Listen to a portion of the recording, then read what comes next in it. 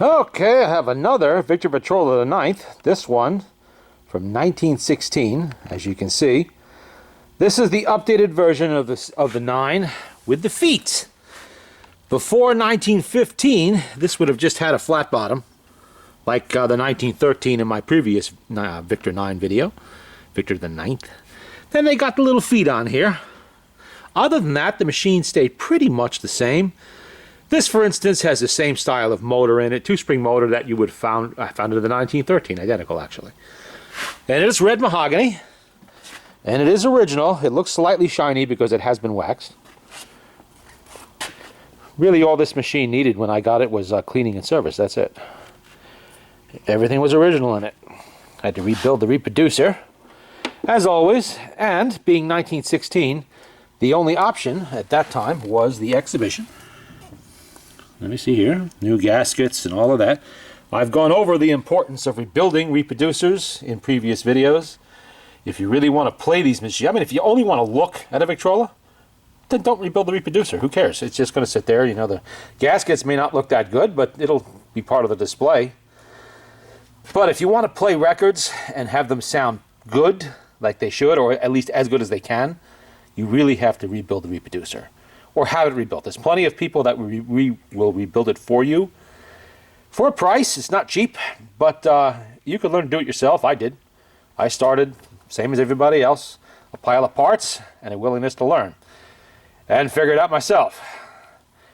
And it has, of course, like all of the 9s, it has the larger platter on there, a turntable. Yeah, let me open that, because we're going to play a record. This model does not have the auto brake, which actually I think was more of a dealer installed item than it was from the factory at this point. But that's okay. It has a brake, and a brake is good. And it has the skinny tone arm, which is correct for 1916. Beautiful label on there if the camera does it justice.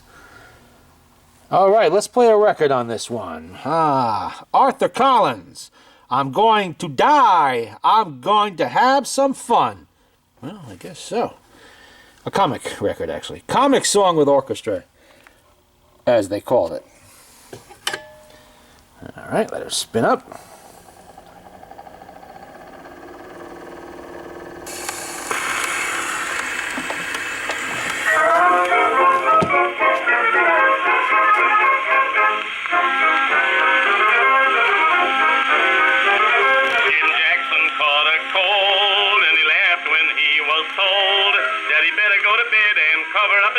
A hot gin fizz was the thing they said. Jim laughed at this advice. He had a date to shoot some dice. He walked right out in the wind and snow. The night was cold as ice. 3 weeks later, a very sickly coon, a doctor with a spoon, said, Jim, take your medicine. Jim said, Doc, am I bad? Now don't you lie. The doctor said, I'll tell the truth. I think you're going to die.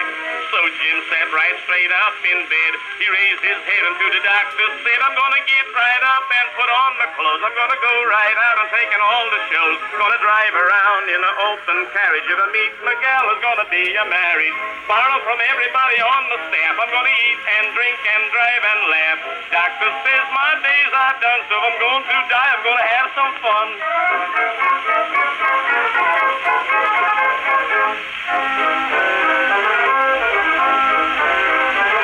Jim jumped right out of bed and did just what he said. Says, Doctor, you're a scab, for his hat he made a grab. He ran outdoors and he called a cab. He drove right down the line and he drank a lot of wine. And strange to say, the next day Jim was a feeling mighty fine. 3 weeks later, the doctor he took sick, and all the doctors quick came to hold a consultation. They said, Doc, you'd better make your will. The doctor said, please tell me, is Jim Jackson living still? When someone said he's feeling fine, the doctor said, boys, that's for mine. I'm going to get right up and put on the clothes. I'm going to go right out and take in all the shows. Going to drive around in an open carriage. If I meet my gal, is going to be a marriage. Borrow from everybody on the staff. I'm going to eat and drink and drive and laugh. Doctor says my days are done, so I'm going to die. have some fun.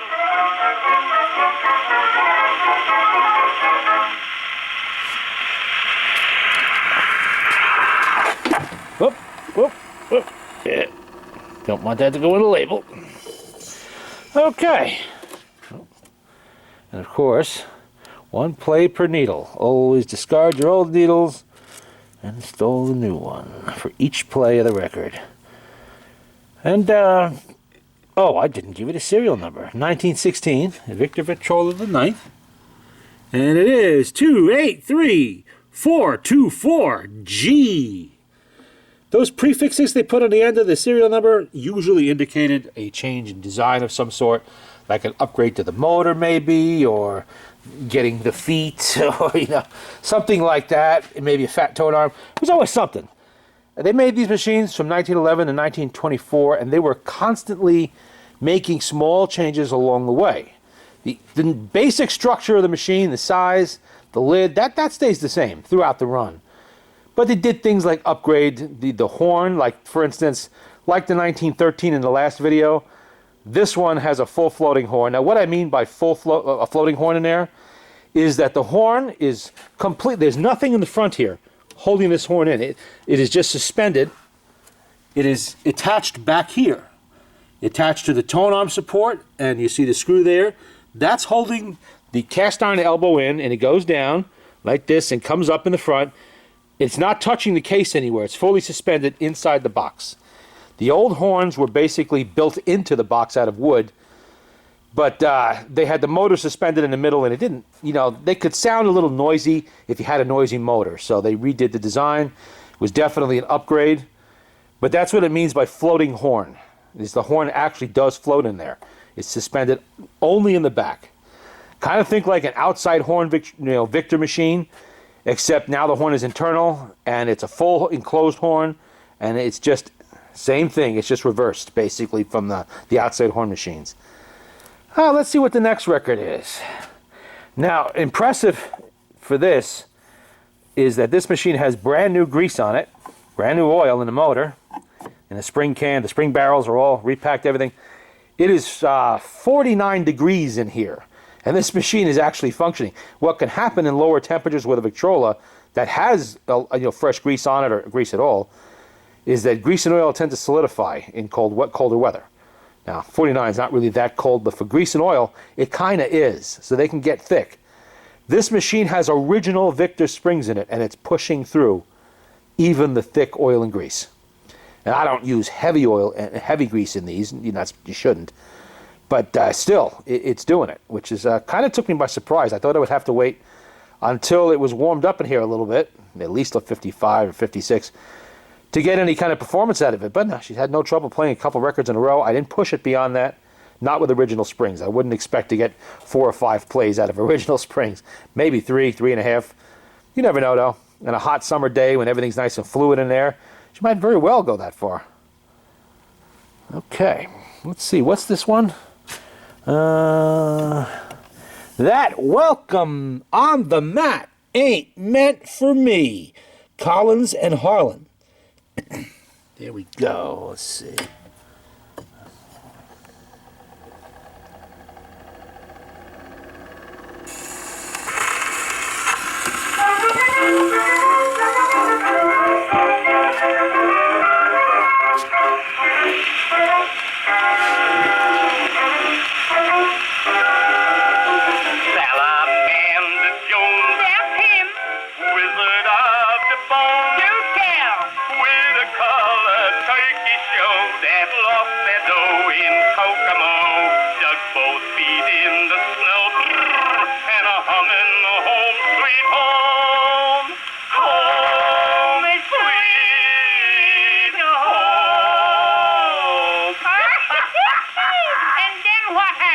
Why, he beat it back to Hackensack, and when he reached his shack, he rubbered at a rubber mat. Upon that mat, one word he read, that word was welcome, and he said, now ain't that nice of lies to think of me. He peeped inside and hollered, well,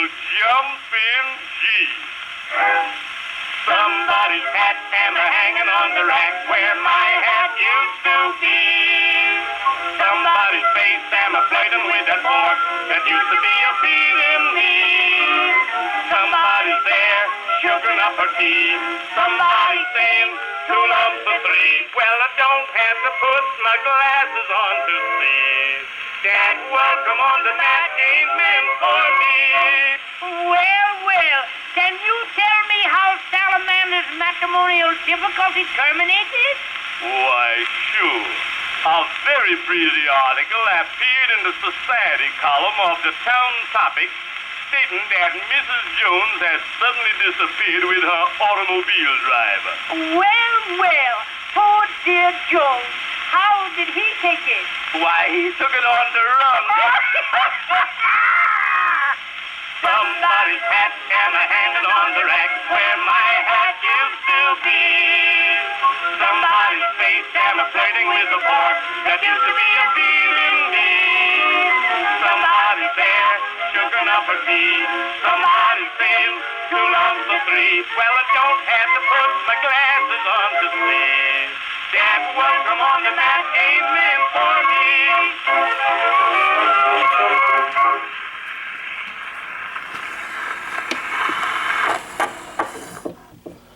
Okay. She plays very nicely. It holds speed. Reproducer's working perfectly. Another one finished. Now, I bought this machine 5 years ago. Maybe 7 years ago. I forget. It was still sitting in the box till a few days ago. I needed the box to ship another machine, and this one came out. Was better, really, than I remembered it being. Because it was dirty. Needed a lot of scrubbing. They always do. Let's face it, you know, this is 104 years old. There's bound to be dirt in all those 104 years just sitting around in someone's house. Dust, you know, mouse droppings, whatever it might be that gets on there. And, of course, cigarette smoke. Everybody smoked back then, and that tends to darken wood over time. But we got all that out as best we could. We're down to the original patina, the shellac. It's a little bit dark because these were originally, well, they were never really light colored. They were kind of about that shade. You always find it under the lid where sunlight really never reached it. That was the original shade. She's pretty close to that. You know, shined up nicely. No major damage to the wood. A few little dings here and there, but nothing serious. Really nice machine. You know, but it's just amazing that after 104 years, I mean, look at this. Here's a demonstration. Look at the doors, the hinges on here. Look at that. How perfect that is. 104 years. I'm going to tell you right now, I don't know of a single door in a house with heavy-duty hinges that closes that well after 104, 100 years or even 50 years. Look. Whoop. Perfect. Still perfectly aligned, perfectly fitted. All the pieces in here are just, and you know they use these machines. This was a very, very expensive thing to buy in 1916. All the money in the world to buy one of these. Equivalent today would be buying like an entire high-end home audio set of some kind. Very expensive. Very, very expensive. So when they bought them, they used them a lot. And yet, the gears still look perfect. Everything still fits perfect. All the wood is so nicely fitted. The tone arm, everything. This elbow isn't all loose and flopping around. It's just amazing at how well these machines kept up. Unfortunately, we no longer make things like this in this country, anywhere for that matter. Everything's made for the temporary. Let's get it to last 4 or 5 years and make them buy a new one. Victor Company made these machines to last the ages, literally lifetimes. It's exactly how they were built. And they made an enormous fortune doing it. They were the largest producer of phonographs in the entire world in 1916. And that is actually a place they held until the end of the First World War, when they lost a lot of their market share to smaller companies because they had to produce for the war effort. They were making things for the army for a few years, and they had to they didn't stop producing Victrolas between 1917 and 1918 and 19, but they did slow up dramatically. They had to. It's just impossible to keep up production. And a lot of their dealers and distributors couldn't get material, so they switched to other manufacturers who were producing Frankly, a cheaper product, you know, not quite as well made, using parts often sourced from third parties. So-called off-brands. They played, they worked, but they tended to use pot metal for a lot of things. They used the generic Heinemann motor, and which is a perfectly good motor, but they didn't make it themselves. You know, Victor made everything in-house. This entire machine was made in-house, Camden, New Jersey, in the factory that still exists today, but now it's condominiums. It's not a phonograph factory anymore, unfortunately.